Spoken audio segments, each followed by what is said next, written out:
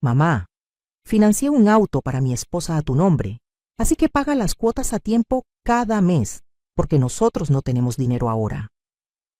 Esas fueron las palabras exactas que mi hijo me dijo por teléfono, sin pedir permiso, sin consultarme, como si yo fuera simplemente su alcancía personal.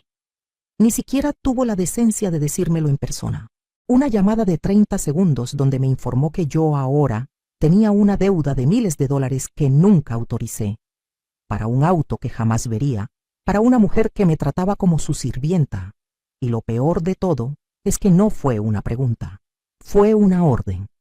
Mi propio hijo me estaba ordenando pagar por los caprichos de su esposa mientras ellos vivían la gran vida. Pero lo que él no sabía, lo que ninguno de ellos sabía, era que esta madre cansada y supuestamente ingenua estaba a punto de darles la lección más cara de sus vidas. Sigue mi historia hasta el final y comenta la ciudad desde donde me estás viendo para saber qué tan lejos ha llegado mi relato. Cuando colgué ese teléfono, mis manos temblaban, no de miedo, sino de una rabia que había estado acumulándose durante años y que finalmente había encontrado su punto de quiebre. Me quedé mirando la pantalla del celular durante varios minutos, releyendo el mensaje de confirmación del banco que había llegado justo antes de la llamada de mi hijo. Un préstamo por $25,000 a mi nombre. $25,000 que yo no había pedido. $25,000 para un auto que mi nuera había estado presumiendo en sus redes sociales toda la semana, etiquetando la agencia, posando junto al vehículo como si fuera una influencer, mientras yo ni siquiera sabía que mi nombre estaba siendo usado. Me llamo Rosa María Contreras y tengo 68 años. 68 años de los cuales pasé los últimos 40 sacrificándome por mis hijos, especialmente por Roberto, mi hijo menor. Desde que mi esposo murió cuando Roberto tenía apenas 12 años, yo me convertí en padre y madre. Trabajé dobles turnos en una fábrica textil durante 15 años para poder darles educación. Mis manos todavía tienen las cicatrices de las máquinas de costura. Mis rodillas crujen cada mañana por todas esas horas de pie. Mi espalda nunca se recuperó completamente de cargar bultos de tela que pesaban más que yo misma. Pero todo valía la pena. O eso me decía a mí misma cada noche cuando llegaba a casa tan cansada que apenas podía quitarme los zapatos. Cuando Roberto conoció a Jessica hace 6 años, yo quise creer que había encontrado una buena mujer. Quise creer que finalmente mi hijo tendría a alguien que lo cuidara como yo lo había cuidado toda su vida. Qué ingenua fui. Desde el primer día, Jessica me dejó claro que yo era un estorbo en su vida perfecta. En la cena de presentación, ella llegó tarde 1 hora sin disculparse. Se sentó en la mesa que yo había preparado con tanto cariño y procedió a criticar cada platillo. Que las enchiladas estaban muy picantes, que el arroz estaba muy seco, que en su casa su madre cocinaba mucho mejor. Roberto no dijo nada. Solo sonrió nervioso y me miró como pidiéndome que no hiciera escándalo. Esa fue la primera vez que tragué mi orgullo por él. No sería la última. Vendí mi pequeña casa, la única propiedad que tenía a mi nombre, la casa donde crié a mis hijos, donde había compartido 20 años felices con mi esposo, donde cada rincón tenía una memoria. La vendí porque Roberto me dijo que necesitaba ayuda para el enganche de su casa nueva. Me dijo que Jessica estaba embarazada, que necesitaban espacio, que era por mi futuro nieto. Les di el 80% del dinero de la venta. 80%. Me quedé con apenas lo suficiente para rentar un pequeño departamento de 2 habitaciones en una zona menos bonita de la ciudad. Les di $300,000 de los $370,000 que obtuve. Y ni siquiera recibí un gracias sincero. Jessica me abrazó con esa sonrisa falsa que ya empezaba a reconocer y me dijo que era lo mínimo que podía hacer por mi hijo, después de todo lo que él había sufrido sin padre. Como si yo no hubiera sufrido también. Como si yo no hubiera perdido al amor de mi vida y aún así me hubiera levantado cada día por mis hijos. El embarazo resultó ser mentira. 3 meses después de comprar la casa, Jessica confesó entre risas en una reunión familiar que nunca estuvo embarazada, que solo lo había dicho para convencer a Roberto de comprar la casa más grande. Todos rieron. Yo me quedé helada, con mi taza de café a medio camino hacia mis labios. Había vendido la casa de mis recuerdos por una mentira. Pero cuando busqué los ojos de Roberto, esperando ver aunque sea un poco de vergüenza o incomodidad, él solo se encogió de hombros y me dijo que de todas formas ya tenían la casa y que algún día sí tendrían hijos. Tragué saliva y seguí tomando mi café como si nada. Ya me estaba acostumbrando a tragar veneno con una sonrisa. Pero mi sacrificio no terminó ahí. Nunca terminaba. Después vino el negocio de Roberto. Necesitaba capital para abrir una tienda de repuestos de autos. Era su sueño, me dijo. Su oportunidad de ser alguien en la vida. Yo todavía tenía algunos ahorros que había guardado de mi liquidación cuando finalmente me retiré de la fábrica después de todos esos años. Dinero que había planeado usar para mis gastos médicos, porque mis rodillas necesitaban cirugía y mi presión arterial requería medicamentos cada vez más caros. Le presté 120,000 pesos. Me firmó un pagaré prometiendo devolverme todo en un año con intereses. Ese papel ahora está guardado en mi cajón, amarillento y olvidado. Han pasado 4 años, nunca vi un solo peso de vuelta. Cada vez que lo mencionaba, Roberto tenía una excusa nueva, que el negocio iba lento, que había gastos inesperados, que pronto me pagaría. Eventualmente dejé de preguntar porque Jessica empezó a hacer comentarios sobre que las madres no deberían cobrarles a sus hijos, que el dinero familiar debía quedarse en familia, que yo era egoísta por querer recuperar mi propio dinero. Me convertí en su niñera gratis cuando finalmente sí tuvieron un bebé hace 3 años. Mi pequeño Carlitos, mi único nieto. Lo amo con todo mi corazón, pero la forma en que me usaron fue despiadada. Jessica me llamaba a cualquier hora del día o de la noche, que si podía cuidar a Carlitos porque tenía cita en el salón de belleza, que si podía quedarme con él todo el fin de semana porque querían irse a la playa, que si podía recogerlo de la guardería todos los días porque a ella le quedaba muy lejos. Nunca era una pregunta realmente, era una expectativa. Y si yo me atrevía a decir que estaba cansada o que tenía mis propios planes, Jessica suspiraba dramáticamente y le decía a Roberto que su madre no quería ayudarlos, que estaba siendo difícil, que qué clase de abuela rechazaba pasar tiempo con su nieto. Roberto me llamaba después con ese tono de decepción que me partía el corazón. Entonces yo cancelaba lo que tuviera que cancelar y llegaba a su casa a cuidar a Carlitos. No me malentiendan, cuidar a mi nieto era un placer, pero lo hacía en condiciones humillantes. Jessica nunca dejaba comida preparada para él. Yo tenía que comprar los ingredientes con mi propia pensión y cocinarle. No me daba dinero para sus pañales o su leche. Yo los compraba. Una vez llegué a su casa y no había ni papel higiénico. La casa estaba siempre desordenada, como si un huracán hubiera pasado por ella. Jessica esperaba que yo no solo cuidara a Carlitos, sino que limpiara toda su casa. Lavaba montañas de ropa, trapeaba pisos, lavaba baños. Todo mientras cuidaba a un bebé activo. Llegaba a mi departamento tan exhausta que me dolía hasta respirar. Mis amigas me decían que pusiera límites, que dijera que no, que me estaban usando. Pero cada vez que pensaba en hacerlo, veía la carita de Carlitos y mi resolución se derretía.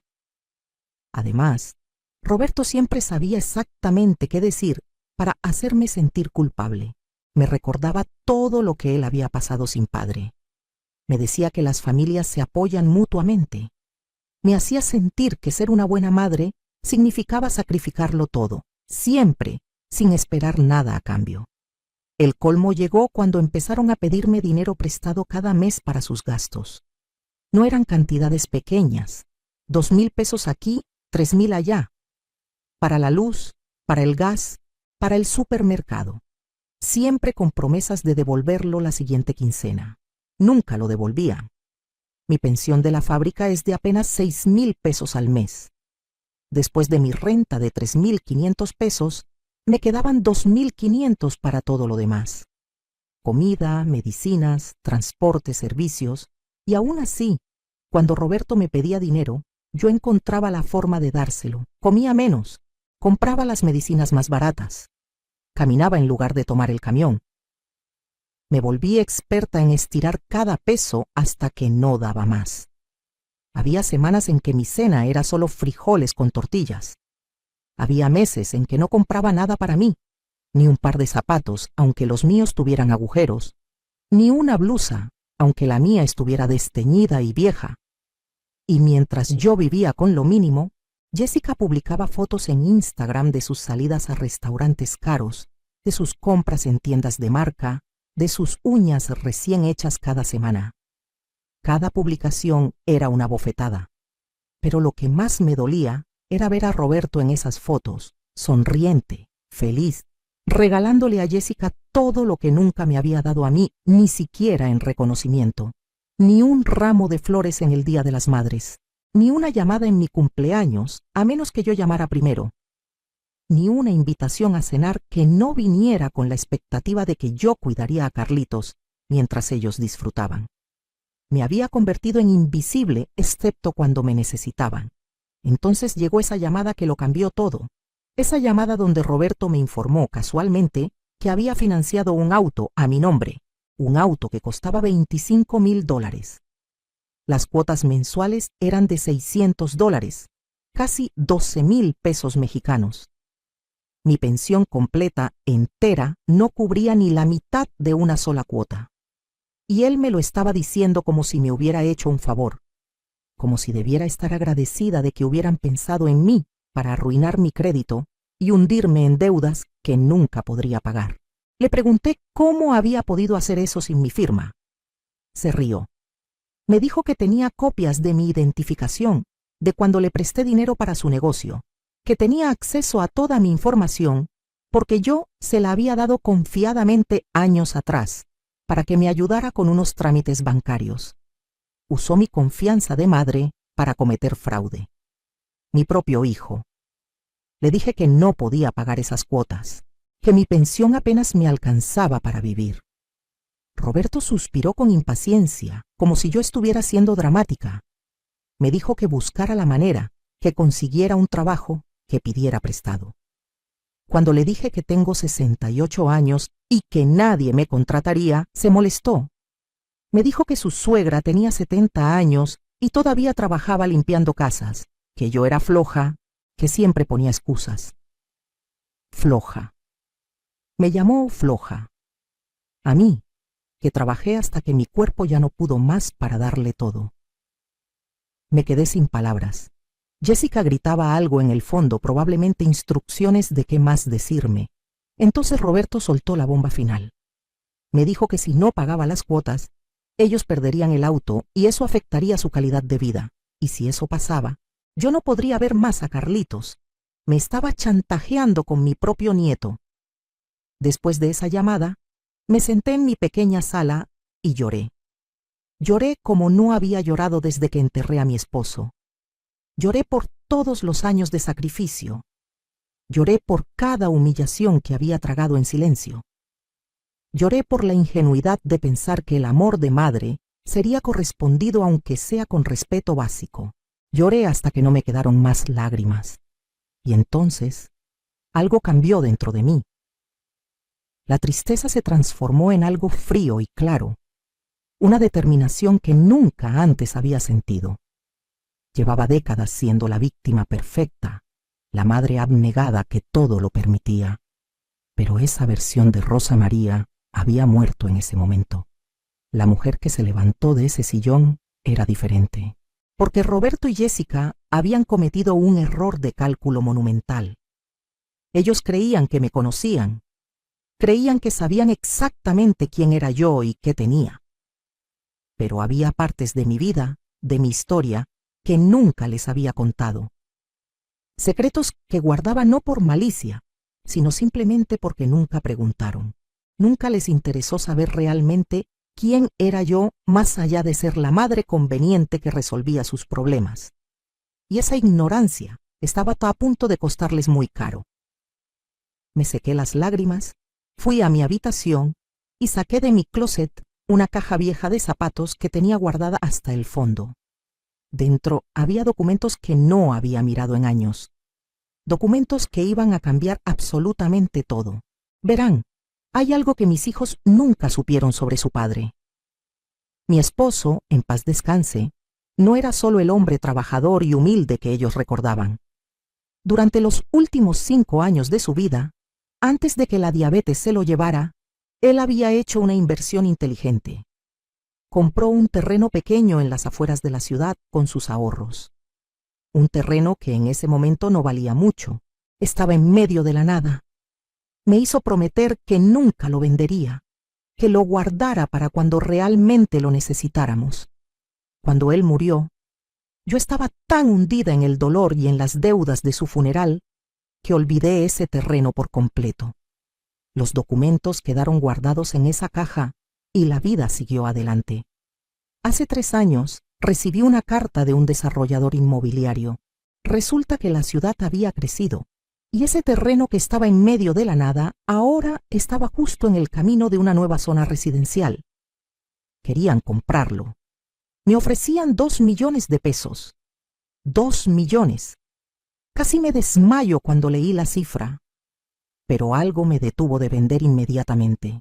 Una vocecita en mi cabeza me dijo que esperara, que investigara más. Contraté a un abogado con parte de mis ahorros y descubrí que si esperaba un poco más, ese terreno valdría aún más, porque estaban planeando construir una plaza comercial justo al lado. El abogado me aconsejó esperar y rentar el terreno mientras tanto a una compañía que necesitaba espacio para almacenamiento temporal. Seguí su consejo. Durante los últimos 3 años, ese terreno me ha generado 15,000 pesos mensuales de renta. 15,000 pesos que nadie en mi familia sabía que existían. Ese dinero lo guardaba en una cuenta bancaria separada, que abrí específicamente para eso. No lo gasté. Ni un peso. Lo dejé acumularse. Además, hace 6 meses, finalmente llegó la oferta que mi abogado había estado esperando. Un desarrollador grande quería comprar el terreno por 5 millones de pesos. 5 millones.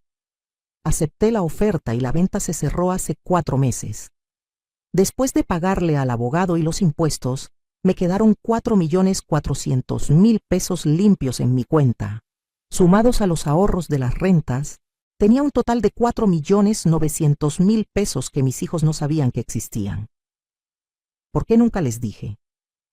Al principio, era porque quería asegurarme de que el dinero estuviera realmente en mi cuenta, que todo fuera legal y seguro. Luego, algo en mi interior me dijo que me quedara callada un poco más. Quizás era intuición, quizás era que ya estaba cansándome de cómo me trataban, y alguna parte de mí sabía que ese dinero era mi salida, mi seguro. Y qué bueno que hice caso a esa intuición, porque ahora tenía en mis manos no solo los recursos para liberarme, sino también el poder de enseñarles una lección que nunca olvidarían. Pero tenía que ser inteligente. No podía simplemente confrontarlos y ya. Eso sería demasiado fácil, y ellos no aprenderían nada realmente. Necesitaba un plan. Esa noche no dormí. Me quedé despierta en mi cama, mirando el techo, armando mi estrategia pieza por pieza. A la mañana siguiente, llamé a Roberto. Puse mi mejor voz de madre preocupada y derrotada. Le dije que tenía razón, que yo buscaría la forma de pagar las cuotas del auto, que no quería problemas, que no quería perder a mi nieto.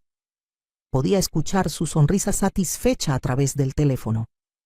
Me dijo que sabía que yo entendería, que así se comportaban las buenas madres. Cada palabra era un cuchillo, pero yo sonreí y asentí, y fui la madre sumisa que ellos esperaban, porque ahora yo estaba jugando un juego diferente, un juego donde yo tenía todas las cartas y ellos ni siquiera sabían que estábamos jugando. Durante las siguientes semanas, me comporté exactamente como siempre. Seguí cuidando a Carlitos cuando me lo pedían. Seguí limpiando su casa. Seguí siendo invisible y útil, pero por dentro estaba moviendo piezas. Contraté a un abogado especializado en fraude financiero y le mostré toda la evidencia de lo que Roberto había hecho. El préstamo a mi nombre sin mi autorización, los mensajes de texto donde él admitía haberlo hecho, todo. El abogado me confirmó lo que yo sospechaba. Lo que Roberto hizo era completamente ilegal. Yo tenía bases sólidas para denunciarlo penalmente y para anular ese préstamo, pero le pedí al abogado que esperara. Todavía no era el momento. También contraté a un investigador privado. Necesitaba saber exactamente en qué estaban gastando Roberto y Jessica su dinero si supuestamente no tenían para pagar un auto. El investigador trabajó rápido. En 2 semanas me trajo un informe completo que me hizo hervir la sangre. Roberto ganaba muy bien en su negocio de repuestos, mucho mejor de lo que me había hecho creer. Estaba generando alrededor de 40,000 pesos mensuales de ganancia. Jessica también trabajaba, aunque siempre me había dicho que era ama de casa. Resultó que tenía un negocio de venta de ropa por internet que le generaba otros 20,000 pesos al mes. Entre los dos tenían ingresos de 60,000 pesos mensuales. 60,000 pesos. Y me decían que no tenían dinero. El informe del investigador mostraba en qué gastaban ese dinero. Salidas a restaurantes caros 3 veces por semana. Ropa de marca comprada constantemente. Un gimnasio exclusivo donde ambos tenían membresía de 3,000 pesos mensuales cada uno. Viajes a la playa cada 2 meses.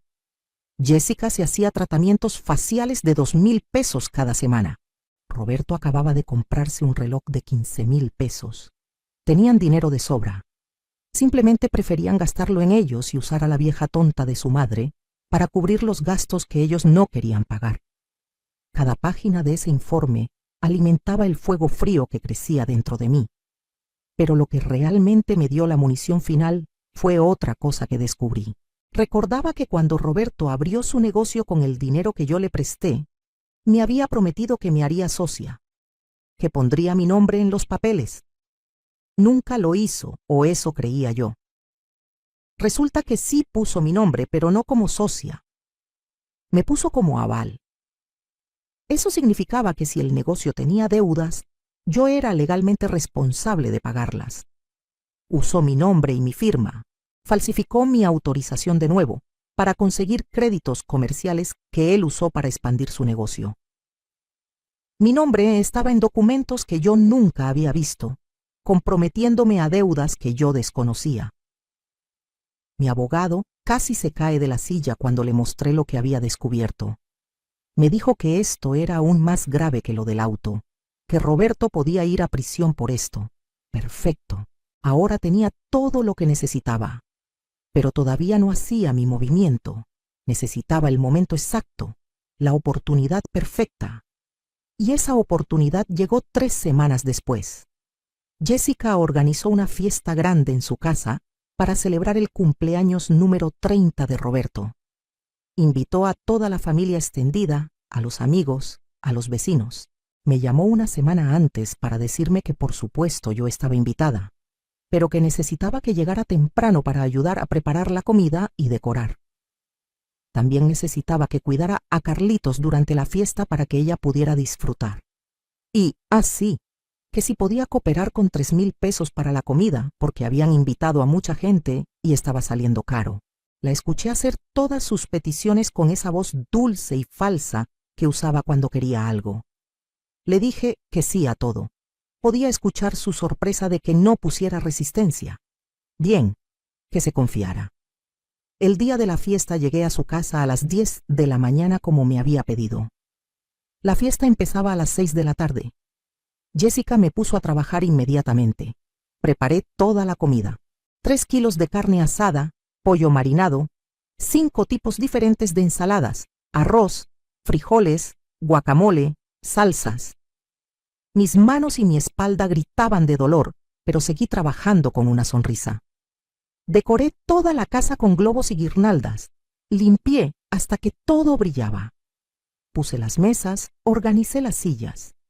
Jessica supervisaba desde el sillón con un vaso de mimosa en la mano, dándome órdenes. Ni una sola vez me ofreció ayuda. Ni una sola vez me preguntó si necesitaba un descanso.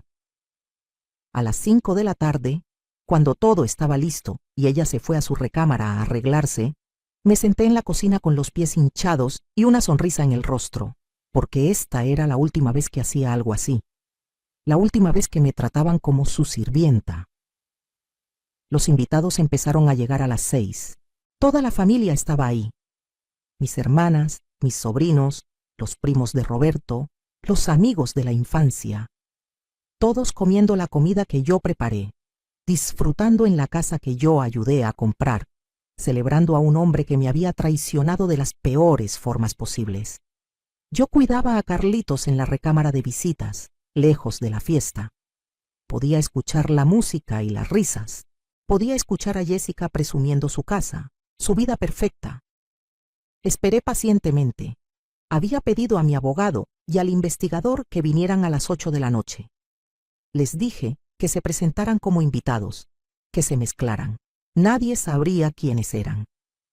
A las 8:30, cuando la fiesta estaba en su punto más alto, cuando todos habían comido y tomado suficiente para estar relajados y contentos, salí de la recámara con Carlitos dormido en mis brazos. Lo puse cuidadosamente en su cuna y luego bajé las escaleras hacia la sala donde estaba toda la reunión. Le hice una señal a mi abogado. Era el momento. Mi corazón latía tan fuerte que podía escucharlo en mis oídos, pero mis manos estaban firmes. Caminé hacia el centro de la sala y toqué mi copa con una cuchara. El tintineo captó la atención de todos. La música se apagó.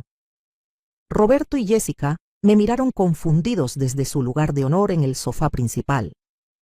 Disculpen que interrumpa la celebración, dije con voz clara y fuerte, una voz que no reconocía como mía porque nunca la había usado antes. Pero tengo un anuncio importante que hacer y quiero que todos ustedes, nuestra familia y amigos, sean testigos. Roberto se rió nervioso. Jessica tenía el ceño fruncido. Podía ver la irritación en sus ojos. Estaba arruinando su fiesta perfecta. Como todos saben, continué. Yo he dedicado mi vida entera a mi familia. Trabajé hasta romperme el cuerpo para darles educación a mis hijos. Vendí mi casa para ayudar a Roberto a comprar esta hermosa casa donde estamos ahora. Le presté los ahorros de toda mi vida para abrir su negocio. He cuidado a mi nieto sin cobrar un peso. He limpiado, cocinado, servido. He sido la madre perfecta, ¿verdad? Algunos invitados asentían, otros se veían incómodos, sintiendo que algo no iba bien. Roberto se puso de pie. «Mamá, ¿qué estás haciendo? No es momento para...» Lo interrumpí alzando la mano. «Siéntate, Roberto, no he terminado». Mi tono lo dejó helado. Se sentó lentamente con los ojos muy abiertos. Jessica le susurraba algo furiosa, pero yo continué. «Lo que ustedes no saben es lo que recibí a cambio de todo ese sacrificio. Roberto, ¿por qué no le cuentas a todos sobre el auto que acabas de comprar? El auto de $25,000 que financiaste a mi nombre sin mi permiso y me exigiste que pagara». El silencio en la sala era sepulcral. Todos los ojos se volvieron hacia Roberto. Su cara pasó de blanca a roja en segundos. «Mamá, eso es privado. No tienes por qué». Jessica lo interrumpió poniéndose de pie con furia. «Es nuestro asunto familiar. No tienes derecho a avergonzar a tu hijo en su cumpleaños frente a todos. Eres una desagradecida. Después de todo lo que Roberto ha hecho por ti». Me reí. Fue una risa real, liberadora. ¿Todo lo que él ha hecho por mí? ¿Qué exactamente ha hecho Roberto por mí, Jessica? Falsificar mi firma para endeudarse. Usar mi nombre como aval en su negocio sin mi conocimiento. Robarme mi dinero con falsas promesas de devolverlo. Mi hermana mayor, Marta, se puso de pie. «Rosa, ¿qué estás diciendo? Roberto hizo eso». Roberto levantó las manos defensivamente. «No es como ella lo está pintando. Yo iba a pagarle todo. El negocio está creciendo, solo necesitaba tiempo. Y lo del auto, bueno, pensé que mamá querría ayudar». Jessica agregó rápidamente. «Exacto. Las madres ayudan a sus hijos. Es lo que se supone que deben hacer. No entiendo por qué estás haciendo este drama, Rosa. Estás comportándote como una loca». Esa palabra, loca, fue la gota que derramó el vaso. Saqué de mi bolso una carpeta gruesa. La puse sobre la mesa de centro con un golpe seco. Esta carpeta contiene todos los documentos que prueban el fraude que Roberto cometió contra mí. Contratos falsos, firmas falsificadas, préstamos no autorizados. También contiene un informe financiero completo que muestra que Roberto y Jessica ganan 60,000 pesos mensuales, pero me dicen que no tienen dinero, mientras gastan miles en lujos innecesarios cada mes. Abrí la carpeta y empecé a sacar documentos, mostrándoselos a los invitados más cercanos. Fotos de los estados de cuenta de Roberto, fotos de las compras excesivas de Jessica, el contrato del auto a mi nombre, todo. Roberto intentó arrebatarme los papeles, pero mi abogado, que había estado esperando este momento, se interpuso. Señor, le recomiendo que no toque esos documentos, son evidencia legal. Roberto lo miró confundido. ¿Quién diablos eres tú? El abogado sacó su tarjeta. Soy el abogado de tu madre, y te informo que ella tiene bases legales sólidas para denunciarte penalmente por fraude, falsificación de documentos y robo de identidad. La sala explotó. Todos hablaban al mismo tiempo. Mis hermanas me miraban con los ojos muy abiertos. Los amigos de Roberto se alejaban lentamente de él como si fuera contagioso. Jessica gritaba que esto era una mentira, que yo estaba inventando todo porque estaba celosa de su felicidad. Pero yo no había terminado. «Hay más», dije, alzando la voz sobre el caos. De nuevo se hizo silencio. «Durante años ustedes asumieron que yo era una vieja pobre que dependía de su caridad. Asumieron que no tenía nada más que mi pensión miserable.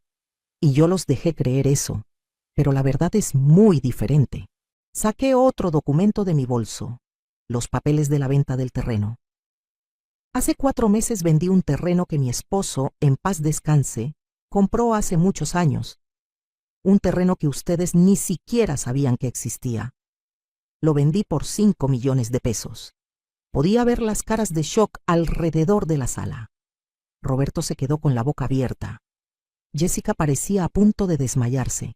5 millones de pesos que tengo seguros en mi cuenta bancaria. 5 millones de pesos que nunca verán. Ni un centavo.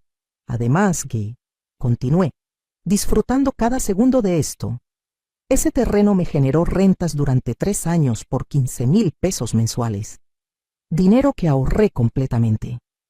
Todo este tiempo, mientras ustedes me pedían prestados 2,000 pesos aquí y 3,000 allá, mientras me hacían sentir que era una carga, mientras me exigían que pagara por sus caprichos, yo tenía más dinero que ustedes, mucho más. Pero preferí quedarme callada y ver hasta dónde llegaba su abuso. Y ahora sé exactamente de lo que son capaces. Roberto encontró su voz finalmente. Sonaba desesperada, rota. «Mamá, espera. Si tienes ese dinero, entonces puedes ayudarnos. Podemos pagar el auto juntos. Podemos invertir en el negocio. Podemos». Me reí de nuevo. ¿Ayudarlos? Roberto, ya te ayudé. Te ayudé toda tu vida. Te di todo lo que tenía y más. Y tú me pagaste con traición y abuso. Esos días se acabaron. Me volteé hacia mi abogado. «Por favor, procede con lo que discutimos». El abogado asintió y sacó más papeles de su maletín. «Señor Roberto Contreras, aquí tengo una demanda civil por la recuperación de todos los préstamos no pagados a su madre, con intereses acumulados. El total asciende a 340,000 pesos.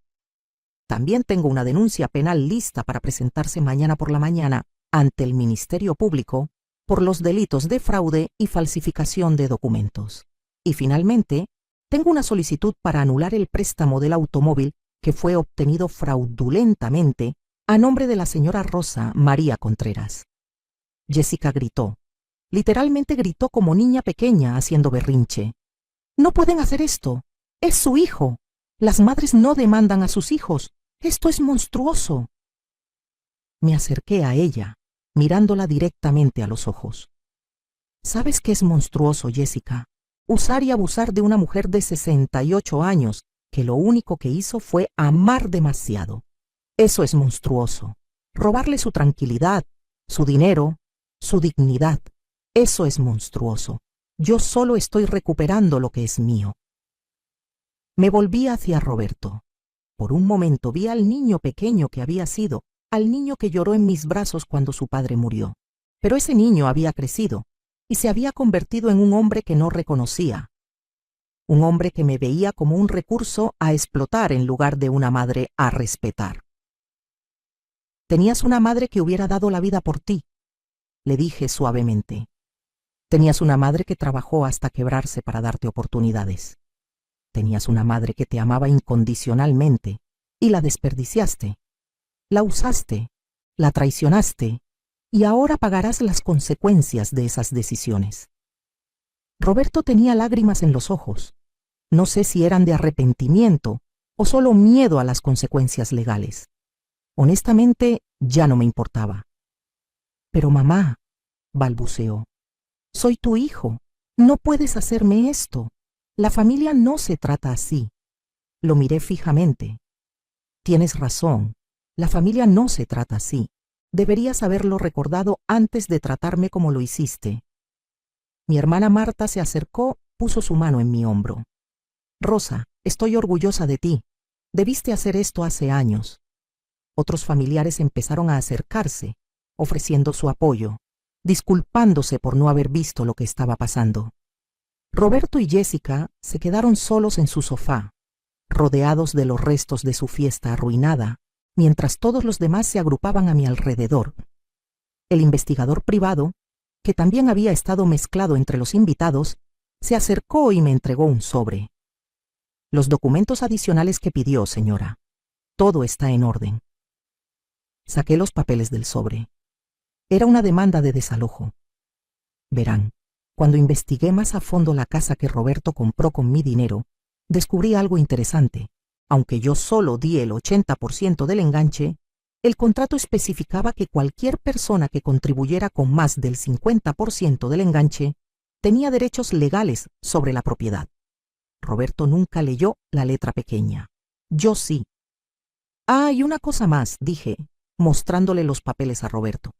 Esta casa, la casa que compré en su mayoría con mi dinero, legalmente me pertenece un 60%, y estoy ejerciendo mi derecho de venderla. Ya tengo un comprador interesado que ofrece un muy buen precio. Tienen 30 días para desalojar. Jessica se desmayó. Literalmente se desmayó. Hubo conmoción mientras varios invitados la atendían, la abanicaban, le traían agua. Roberto me miraba como si fuera un monstruo salido de sus pesadillas. No puedes dejarnos sin casa. Tenemos un hijo, tu nieto. ¿Qué va a pasar con Carlitos? Esa pregunta me dolió, porque yo amaba a Carlitos con todo mi corazón. Pero ya había pensado en eso también. Carlitos estará bien. Ustedes ganan 60,000 pesos al mes. Pueden rentar un lugar perfectamente adecuado con esos ingresos. De hecho, probablemente deberían empezar a buscar pronto porque el reloj está corriendo. El abogado agregó, y señor Contreras, le recomiendo encarecidamente que llegue a un acuerdo con su madre respecto a las demandas civiles y penales. Si esto va a juicio, podría enfrentar hasta 8 años de prisión por los delitos cometidos. Sin embargo, si llegan a un acuerdo de pago y restitución, la señora Contreras está dispuesta a no presentar los cargos penales. Roberto cayó de rodillas. Literalmente se arrodilló frente a mí. Por favor, mamá, perdón, lo siento tanto. Fui un idiota, fui egoísta. Por favor, no hagas esto. Te prometo que cambiaré. Te pagaré todo. Haré lo que sea. Jessica, que había recuperado la conciencia, también se arrastró hacia mí. Rosa, por favor, tienes razón. Nos comportamos horriblemente. Pero dame otra oportunidad. Seré mejor nuera. Te respetaré. Por favor, piensa en Carlitos.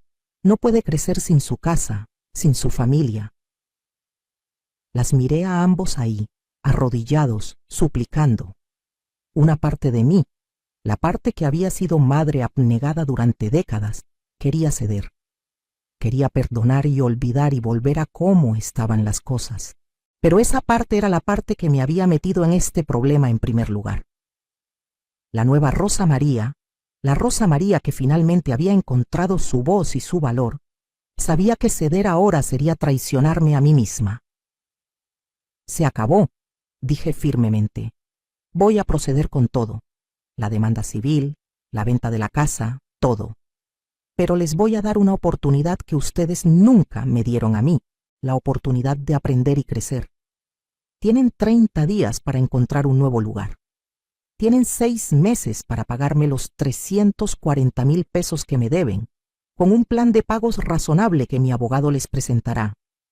Si cumplen con esos pagos puntualmente, no presentaré los cargos penales. Pero si se atrasan aunque sea un día, o si intentan cualquier otro engaño, los meteré a la cárcel sin pensarlo 2 veces.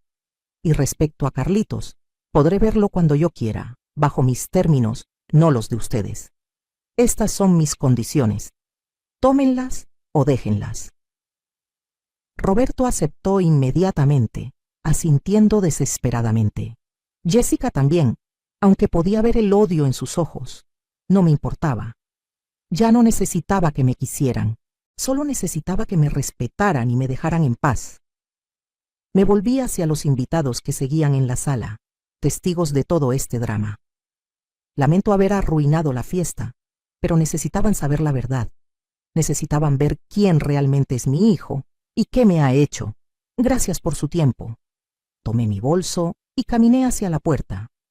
Mi hermana Marta me siguió, junto con varios otros familiares que querían asegurarse de que estuviera bien. Atrás dejé a Roberto y Jessica en los restos de su fiesta destruida, rodeados de decoraciones festivas que ahora parecían crueles burlas de la celebración que había sido.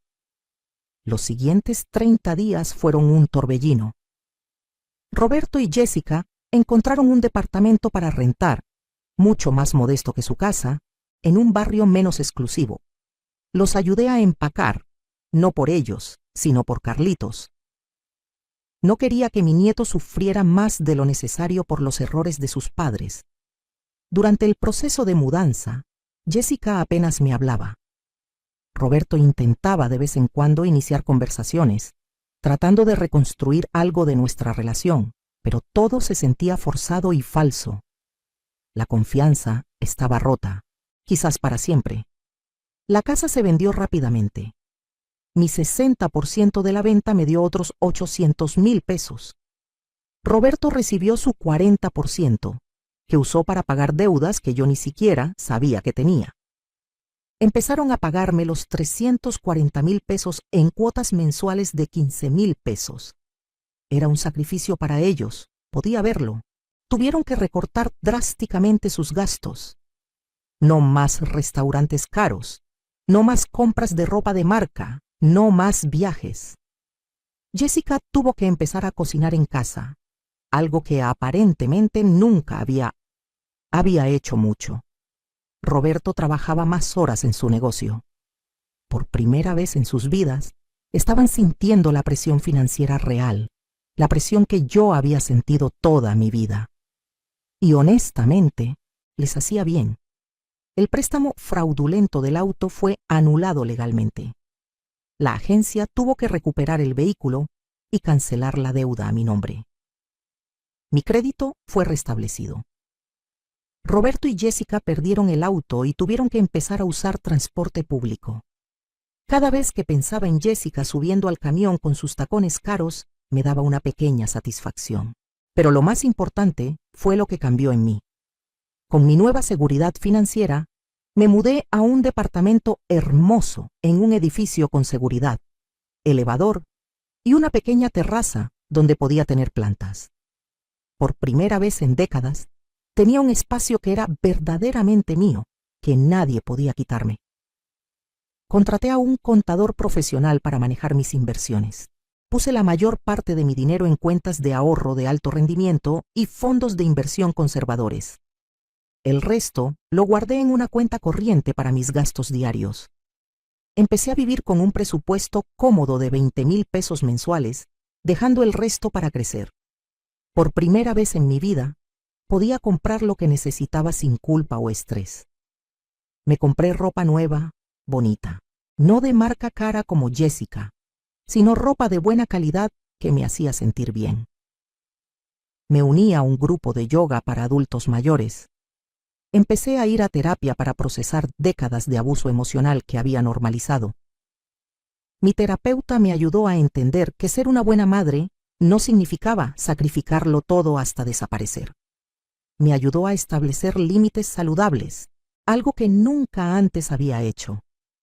Reconecté con viejas amigas que había descuidado durante años, porque estaba siempre disponible para Roberto. Descubrí que tenía una vida más allá de ser madre y abuela. Veo a Carlitos 2 veces por semana. Roberto y Jessica me lo traen a mi departamento y lo recogen después. Durante esas visitas es solo Carlitos y yo. Jugamos, leemos libros, cocinamos juntos. Le estoy enseñando español correctamente, no la mezcla descuidada que habla en casa. Le cuento historias sobre su abuelo, sobre la familia, sobre nuestras raíces. Y más importante, le estoy mostrando con mi ejemplo que las personas, especialmente las mujeres, especialmente las abuelas, tienen valor más allá de lo que pueden dar a otros, que merecemos respeto, que merecemos amor verdadero, no amor condicional basado en nuestra utilidad. Roberto y yo tenemos una relación cordial ahora, pero distante. Nunca volvió a ser mi hijo en el sentido profundo que alguna vez fue. Quizás con tiempo y mucho trabajo podríamos reconstruir algo, pero honestamente no estoy segura de querer hacerlo. He aprendido que algunas relaciones, incluso las familiares, a veces necesitan terminar o transformarse radicalmente. Y está bien. No soy mala madre por protegerme. No soy mala persona por exigir el respeto básico que merezco. Jessica y yo nunca seremos amigas. Ella todavía me culpa por destruir su vida, aunque fue su propia avaricia y crueldad lo que causó todo. A veces la veo cuando deja o recoge a Carlitos y puedo ver el resentimiento en sus ojos. Pero ya no me afecta. Su opinión sobre mí dejó de importarme el día que decidí valorarme a mí misma. La familia extendida tuvo reacciones mixtas a todo lo que pasó.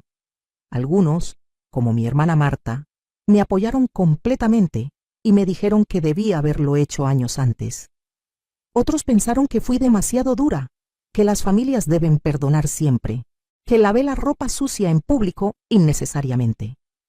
Pero incluso esas voces críticas se callaron cuando les mostré toda la evidencia de lo que me habían hecho. Es fácil juzgar desde afuera cuando no conoces toda la historia. Y la verdad es que ya no me importa lo que piensen. Por primera vez en mi vida estoy viviendo para mí, no para cumplir las expectativas de otros. Han pasado 8 meses desde esa fiesta de cumpleaños que cambió todo. Roberto ha pagado religiosamente sus cuotas mensuales. Aparentemente el miedo a la cárcel es un gran motivador. Le quedan aún 11 meses de pagos. No sé qué pasará después, si intentará reconstruir nuestra relación o si simplemente seguiremos siendo cordiales y distantes. Honestamente, estoy en paz con cualquier resultado. Mi felicidad ya no depende de él. Mi valor como persona ya no está definido por mi rol de madre sacrificada. Soy Rosa María Contreras, una mujer de 68 años que finalmente aprendió a defenderse. He estado usando parte de mi dinero para ayudar a otras mujeres. Doné 100,000 pesos a un refugio para mujeres víctimas de violencia doméstica. Me uní como voluntaria a un grupo que ayuda a mujeres mayores a entender sus derechos legales y financieros. Cada vez que veo a una mujer mayor siendo ignorada, menospreciada o abusada por su familia, veo mi reflejo del pasado y hago todo lo que puedo por darles las herramientas que yo no tuve durante tanto tiempo. Les enseño que nunca es demasiado tarde para defenderse, que el amor propio no es egoísmo, que poner límites no te hace mala madre, mala esposa o mala abuela, te hace una persona saludable. La otra semana, una mujer de 72 años vino al grupo de apoyo llorando. Su hija le había vaciado su cuenta de ahorros, prometiendo invertir el dinero y duplicarlo. Por supuesto, la hija gastó todo en un auto de lujo y unas vacaciones a Europa. Esta mujer se sentía avergonzada, estúpida, como si fuera su culpa por confiar. Le conté mi historia. Le mostré que no estaba sola, que el abuso financiero por parte de familiares es más común de lo que la gente cree. especialmente hacia adultos mayores. Le di el contacto de mi abogado. La semana pasada me llamó para decirme que había presentado una demanda contra su hija. Estaba aterrada, pero también aliviada. Me agradeció por darle el valor. Le dije que el valor siempre estuvo dentro de ella, solo necesitaba permiso para usarlo. Mi vida ahora es tranquila, pero es una tranquilidad ganada, no impuesta. Me despierto cuando quiero, no cuando alguien me llama exigiendo que cuide niños o limpie casas. Desayuno en mi terraza viendo salir el sol. Voy a mi clase de yoga. Almuerzo con amigas. Leo libros que siempre quise leer pero nunca tuve tiempo. Cocino solo para mí, las cosas que me gustan, en las porciones que quiero. Mi departamento está limpio pero no obsesivamente, y si un día no me da gana limpiar, no lo hago y no me siento culpable. Nadie me está juzgando, nadie me está exigiendo. Soy libre. Extraño a veces la cercanía que pensaba que tenía con Roberto. Sí, pero me he dado cuenta de que esa cercanía era unilateral. Yo me sentía cerca de él porque lo amaba incondicionalmente. Él nunca sintió esa cercanía porque para él yo era una herramienta, un recurso. Y no puedes extrañar algo que nunca realmente existió de la forma que creías. Es como extrañar un espejismo. Me arrepiento de cómo manejé todo. A veces me pregunto si pude haber sido menos dramática, si pude haber confrontado a Roberto en privado en lugar de en su fiesta de cumpleaños frente a toda la familia. Pero entonces recuerdo todas las veces que traté de hablar con él en privado, todas las veces que intenté suavemente establecer límites y fui ignorada o manipulada. A veces lo dramático es necesario. A veces necesitas hacer ruido para que te escuchen cuando ignoraron tus susurros durante décadas. He aprendido tanto en estos meses. He aprendido que el perdón no significa olvidar o permitir que el abuso continúe. Puedes perdonar a alguien por tu propia paz mental, mientras simultáneamente te proteges de futuras heridas. He aprendido que la familia no es solo sangre. Mi hermana Marta, mis amigas del grupo de yoga, las mujeres del grupo de apoyo, ellas son mi familia ahora tanto o más que Roberto. He aprendido que nunca es demasiado tarde para cambiar tu vida. A los 68 años, cuando muchas personas piensan que sus vidas ya están definidas, yo estoy empezando de nuevo. Y es aterrador y emocionante, y liberador todo al mismo tiempo. También he aprendido sobre mí misma. He aprendido que soy más fuerte de lo que pensaba. Durante años me vi como una víctima, como alguien a quien le pasaban cosas. Pero la verdad es que tenía poder todo el tiempo. Tenía el poder de decir que no. Tenía el poder de establecer límites. Tenía el poder de alejarme de situaciones tóxicas. Solo que había sido condicionada toda mi vida a creer que usar ese poder me hacía mala persona, mala madre. La sociedad nos enseña que las madres deben sacrificarlo todo, que nuestro valor está en cuánto podemos dar, cuánto podemos aguantar. Es una mentira. Es una mentira cruel que nos mantiene encadenadas a relaciones abusivas bajo el disfraz del amor. Si pudiera hablar con la Rosa María de hace un año, la que lloraba sola en su departamento después de esa llamada telefónica de Roberto, le diría que se avecinan tiempos difíciles, pero también liberadores. Le diría que encontrará una fortaleza dentro de sí misma que no sabía que existía. Le diría que está bien poner sus necesidades primero por una vez en la vida. Le diría que el amor verdadero, ya sea de hijos, pareja o familia, no te deja vacía y agotada. El amor verdadero te llena, te apoya, te respeta. Y cualquier cosa menos que eso no merece llamarse amor, sin importar cuánto lo justifiquemos con etiquetas familiares. ¿Qué harías tú en mi lugar? ¿Aguantarías años de abuso y explotación por el ideal del amor maternal incondicional? ¿O te defenderías como yo finalmente lo hice? Comenta abajo tu opinión. Y si estás pasando por algo similar, si sientes que tu familia te está usando, te está faltando al respeto, escúchame, no estás sola. Tienes opciones, tienes poder, tienes derecho a una vida digna sin importar tu edad. No es egoísmo cuidar de ti misma, es supervivencia, es respeto propio, es amor propio. Y ese es el tipo de amor más importante de todos. Mi historia no tiene un final de cuento de hadas donde la familia se reconcilia completamente y todos aprenden sus lecciones y vivimos felices para siempre.